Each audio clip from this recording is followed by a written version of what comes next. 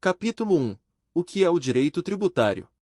O direito tributário é um ramo do direito público que tem como propósito regular como ocorre a cobrança de tributos pelo Estado das pessoas naturais e jurídicas. Assim, o direito tributário é o estudo jurídico e legal da tributação, que é uma das formas com que o Estado mantém financeiramente a sua administração sobre o território nacional. Estuda-se, nessa área, a formação dos tributos, a competência tributária, os modelos de arrecadação e a fiscalização dessa relação compulsória. Entretanto, é importante definir que o direito tributário tem como objetivo de estudo exclusivo a relação entre a definição de tributos e sua efetiva cobrança, não levando em consideração a aplicação e divisão desses recursos pelo poder público. Nesses termos, a função do direito tributário dentro do ordenamento jurídico brasileiro é analisar a natureza dos tributos, avaliando se os tributos criados têm previsão legal, destino amplamente indicado e se são constitucionais. O espectro de estudo desse ramo do direito, então, começa na criação dos tributos,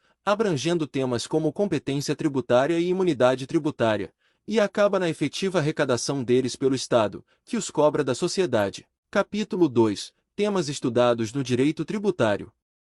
O direito tributário se debruça sobre o estudo da incidência e cobrança de tributos, e alguns temas comumente estudados nessa área são: conceito de tributo, espécies tributárias, principais normas tributárias e sua aplicação, principais impostos, como ICMS, ISS, IRPF, IPI e IPVA, regras de incidência tributária, isenção tributária, ações tributárias anti-excepcionais, procedimentos administrativos fiscais, tributação aduaneira, funcionamento e regras do Sistema Tributário Nacional. Capítulo 3. Como advogar na área de direito tributário.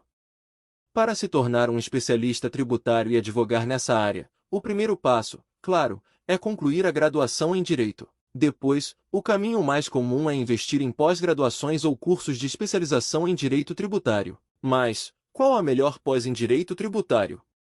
A resposta vai depender do que você almeja e do quanto está disposto a investir. Existem vários cursos consagrados no Brasil. Na hora de optar por um ou outro, recomendamos avaliar: 1. A grade curricular do curso. Verifique se ela atende aos seus interesses e cobre os principais pontos da área. 2. Quem são os professores do curso? São profissionais confiáveis, com experiência nessa área? 3. Qual o nível de satisfação de outros alunos que já concluíram a formação? Ler avaliações, buscar referências e indicações pode ser fundamental para não acabar investindo em uma experiência de ensino ruim. 4. Qual o formato e materiais do curso? Defina qual modelo é mais produtivo para você, online, presencial ou híbrido, e busque saber quais materiais serão disponibilizados na formação, apostilas, resumos, vídeos, entre outros. Capítulo 4. Diferenças entre direito tributário e financeiro. A dúvida sobre o que diferencia os direitos tributário e financeiro é comum.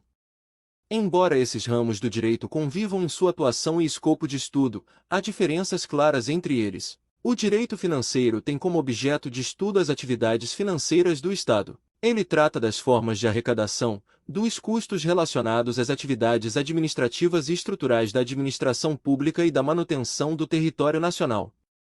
Cuida, especificamente, da gestão dos recursos públicos. As receitas do Estado, por sua vez, vêm de duas vertentes, das originárias e as derivadas. As receitas originárias são os rendimentos que o Estado recebe a partir da exploração de seus recursos patrimoniais e industriais, como os ganhos de estatais, da venda de propriedades, nas concessões para atividades do setor privado, entre outras. Já as receitas derivadas incluem os tributos, que nada mais são do que os rendimentos que o Estado tem sobre o patrimônio da sociedade, a partir de cobranças que o poder público aplica sobre pessoas físicas e jurídicas. O direito tributário, por fim, trata exclusivamente da formação e das relações entre pessoas e o Estado no que tange às receitas derivadas, não tendo como campo de estudo a gestão do Estado em si, mas a análise de como os tributos são gerados e pagos. Capítulo 5. Regulamentação do direito tributário.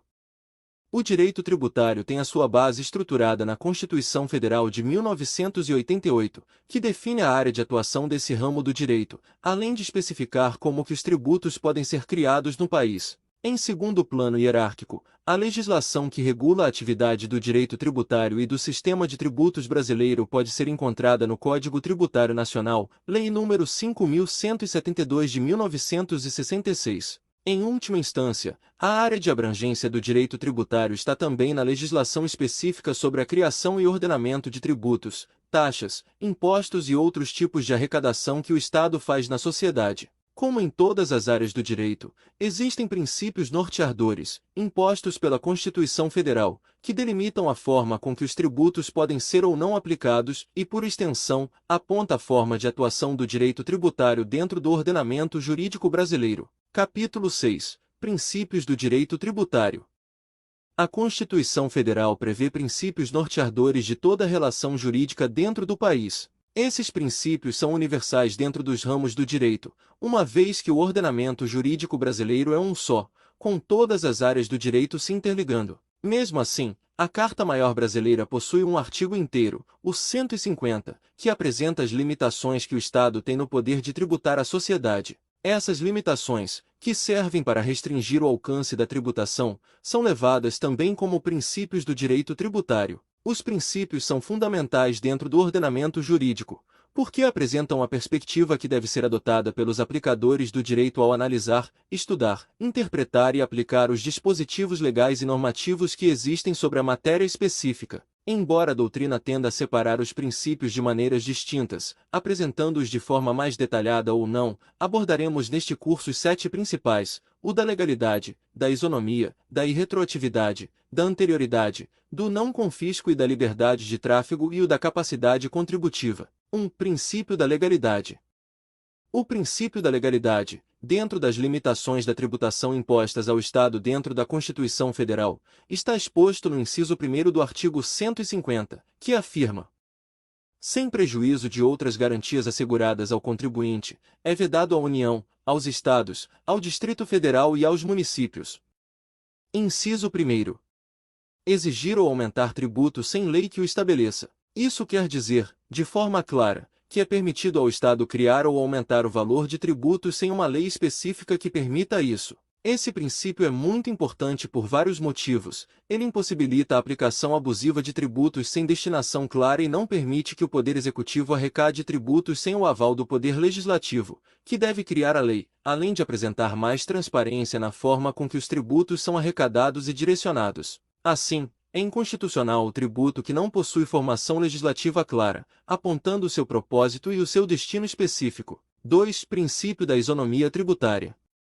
O princípio da isonomia tributária, também conhecido como princípio da igualdade, está previsto no inciso 2º do artigo 150 da Constituição Federal, que diz: instituir tratamento desigual entre contribuintes que se encontrem em situação equivalente, proibida qualquer distinção em razão de ocupação profissional ou função por eles exercida, independentemente da denominação jurídica dos rendimentos, títulos ou direitos. O princípio da isonomia é comum em todo o ordenamento jurídico brasileiro, inclusive na aplicação de tributos. Basicamente, afirma que as pessoas em pé de igualdade não devem receber tratamento desigual, criando um atendimento igualitário entre os sujeitos da sociedade. 3. Princípio da irretroatividade. Esse princípio, também presente em outros ramos do direito, pode ser observado no inciso 3º, item A, do artigo 150. Inciso 3 graus. Cobrar tributos. Item A. Em relação a fatos geradores ocorridos antes do início da vigência da lei que os houver instituído ou aumentado, o princípio da irretroatividade dita que não é lícito cobrar impostos sobre uma atividade ocorrida no passado, mas que teve lei específica de tributação sobre ela no presente. Assim, uma pessoa não pode ser tributada sobre algo que, no momento em que foi feito, não havia legislação indicando o recolhimento de tributo sobre o ato. 4. Princípio da anterioridade. O terceiro princípio, da anterioridade, também conhecido como princípio nonagesimal, ou dos 90 dias, está disposto também no inciso 3º, mas nos itens B e C. Item B. No mesmo exercício financeiro em que haja sido publicada a lei que os instituiu ou aumentou. Item C. Antes de decorridos 90 dias da data em que haja sido publicada a lei que os instituiu ou aumentou, observado o disposto na alínea B. Esse princípio protege o contribuinte de ter que arcar automaticamente com um novo tributo ou com o aumento de um já existente no momento da sua criação ou alteração. Dessa forma, a Constituição prevê a necessidade de o Estado esperar, no mínimo, 90 dias para poder começar a arrecadar recursos por meio do tributo. 5. Princípio do não confisco. O princípio do não confisco, como prevê o próprio nome, indica que o Estado não pode utilizar a tributação com o objetivo de confiscar os bens ou propriedades do contribuinte. Ele pode ser observado no inciso 4º do artigo 150 da Constituição Federal de 1988. Inciso 4º. Utilizar tributo com efeito de confisco. 6. Princípio da liberdade de tráfego. O sexto princípio, o da liberdade de tráfego, pode ser analisado no inciso 5º do artigo 150. Inciso 5º. Estabelecer limitações ao tráfego de pessoas ou bens, por meio de tributos interestaduais ou intermunicipais, ressalvada a cobrança de pedágio pela utilização de vias conservadas pelo poder público. Com o intuito de preservar o direito pétreo de ir e vir, é inconstitucional aplicar tributação com o objetivo de limitar o tráfego de pessoas ou bens. A única exceção a este princípio é a cobrança de pedágio para a utilização de rodovias públicas, mantidas pelo poder público ou por entidades privadas, por meio de concessão. Essa tributação, então, tem como objetivo a preservação das vias e só pode ser cobrada se existirem outras vias disponíveis para o público para chegar ao destino específico. 7. Princípio da capacidade contributiva. Este é provavelmente o princípio mais importante da nossa Constituição, e é o único abordado aqui que não consta no artigo 150 da Carta Magna. O princípio da capacidade contributiva está previsto no parágrafo 1º do artigo 145 da Constituição Federal. Ele aponta que, sempre quando possível, os tributos devem ter caráter pessoal, levando em consideração a capacidade econômica do contribuinte. Parágrafo 1º. Sempre que possível, os impostos terão caráter pessoal e serão graduados segundo a capacidade econômica do contribuinte, facultado à administração tributária, especialmente para conferir efetividade a esses objetivos, identificar, respeitados os direitos individuais e nos termos da lei, o patrimônio, os rendimentos e as atividades econômicas do contribuinte. Dessa forma, podemos ver a caracterização, a partir da Constituição Federal, da necessidade da aplicação de tributação progressiva, onde as pessoas que têm menos condição econômica devem pagar menos tributos, enquanto as que têm mais capacidade econômica pagam mais. Capítulo 7. Importância para o cidadão brasileiro.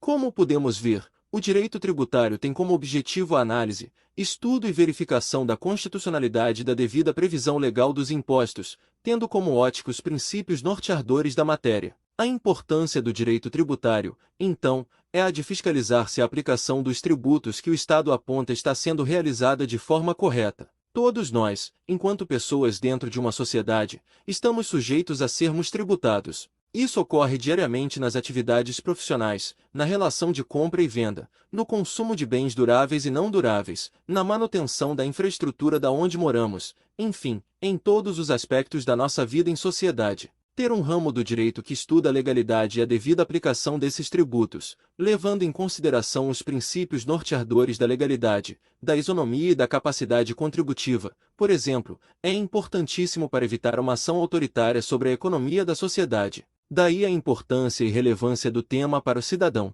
Capítulo 8. Considerações finais.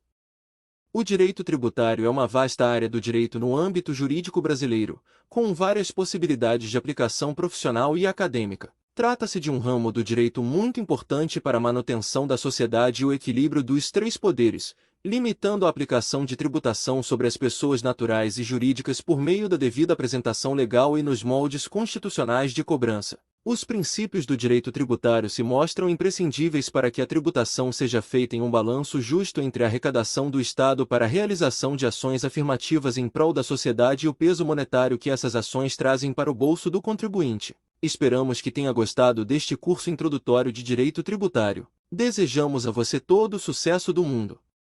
Agora você pode solicitar o seu certificado se assim o desejar. Até o próximo curso!